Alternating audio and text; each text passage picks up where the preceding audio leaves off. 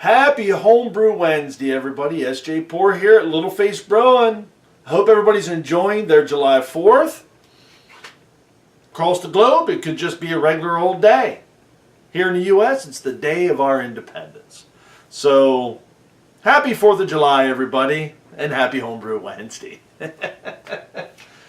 What I got here, we'll get started off in this fast fermenter, is my round 1 version 1 Pawn beer. I dry hopped it. It's got a little bit more pressure going. I'm actually going to give her a little bit of a swirl. Get some of those hops worked back up. Do this without creating any oxygenation.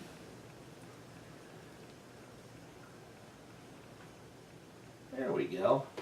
And basically all I'm looking to do is trying to suspend those hops again.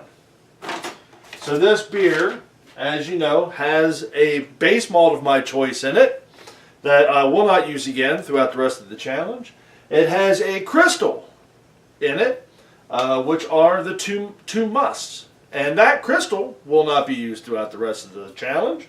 It does have an adjunct in it, and it does have all three of the, she's gurgling, all three of the hops. Cascade, Centennial, and Columbus. They're all in there throughout different parts of the boil. And it is being fermented out by a Mangrove Jack West Coast Ale. So that one's sitting there and ready, it'll be ready to transfer off of that yeast cake into secondary here in a couple days.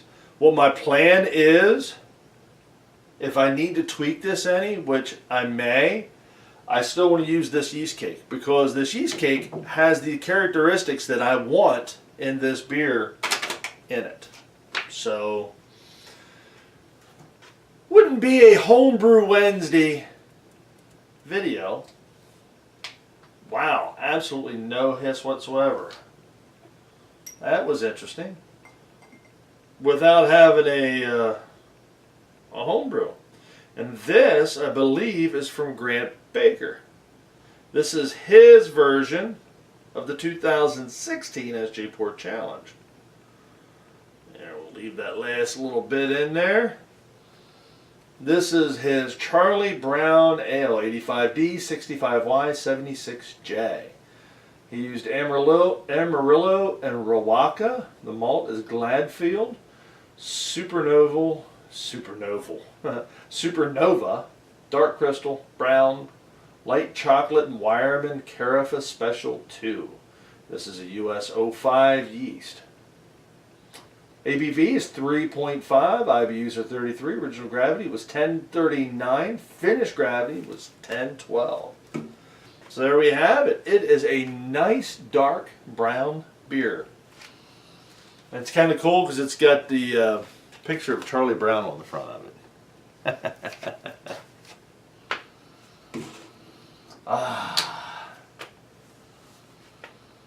Now I'm picking up a little bit of that chocolate.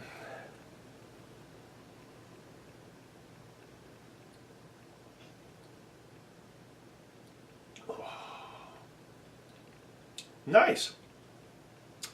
A little bit more roasty than what I would think.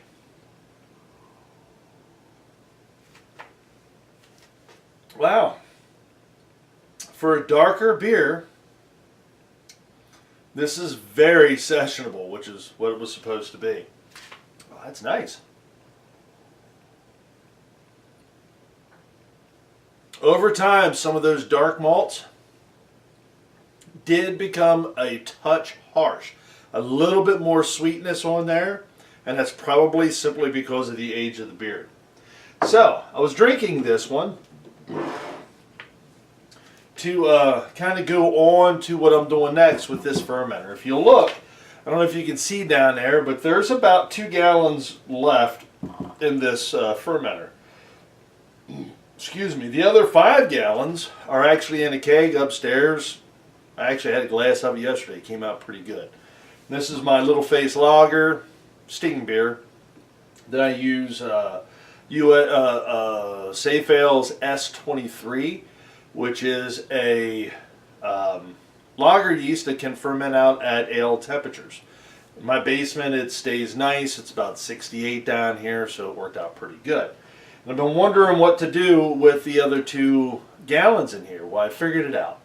After watching Kevin Clement's his video the other day on the test run that he did from the beers that Grant sent him, I had a question through those beers, and that were they bottle conditioned and or were they keg conditioned? And the answer was they were all keg conditioned. So when I send my beers over to Grant for the other part of this test, I think one of the things that I really want to try and do is send the same beer over that's both bottle conditioned and keg conditioned. That's where this last 2 gallons comes into play.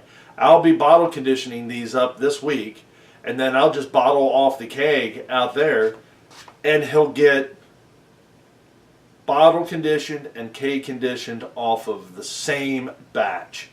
So, and then we'll see how the trip over there, from the U.S. over to New Zealand, how that trip works, affects those beers. So that's the next experiment that we'll be doing. I'll be doing that this week.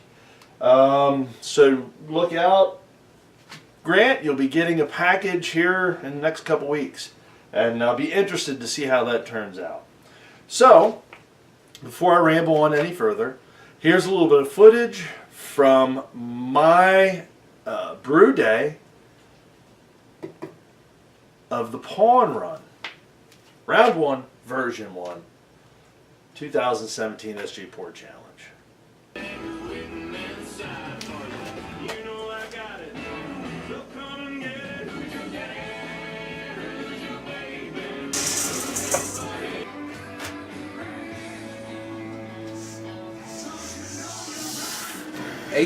Round 1 of the, let me get over here, of the 2017 Sjporr Challenge beers is we're heating the water up and as ghetto.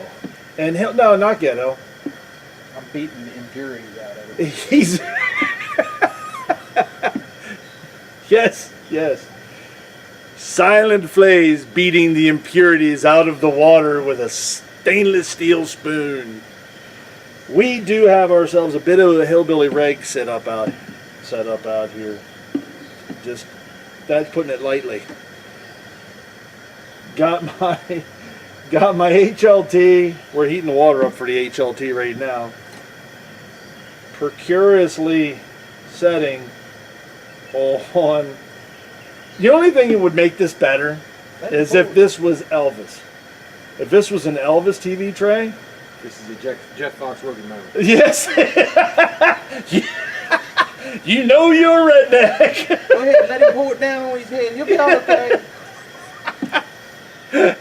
Here, hold this. You want to pour the penny in the side? Go ahead. Go ahead. So, this is... It's fairly steady. I'm not going to give it 100%. It's what, maybe 45% steady? Yeah. Yeah, it's very generous. On some rotten plywood and several pieces of other rotten wood. The mash tun's probably on the most stable thing, and it's the closest to the ground. This will be the hotter water, so why not put it up higher? Has more time to cool before it pitches. Yeah, right. Actually, no. So, time to mill up some grains. This right here is the Millar's Mill, and that's MILLARS. So go to millarsmill.com and you can get yourself one of these. In the industry, this is by far none the best mill out there. It really is. All I did was I put a big giant pulley on here. This is a 11.5 or 12-inch pulley. Motor is a 1350 RPM. So we're knocking this down to, I think it's 900 with an inch in the back. So that seems to be the perfect speed. The gap that I use on this is actually my AHA membership card. So That smell.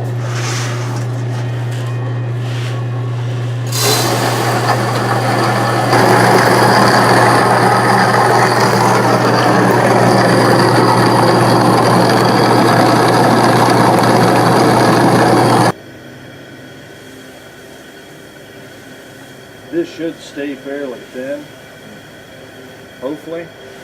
Because I put a half a pound of rice hulls in it.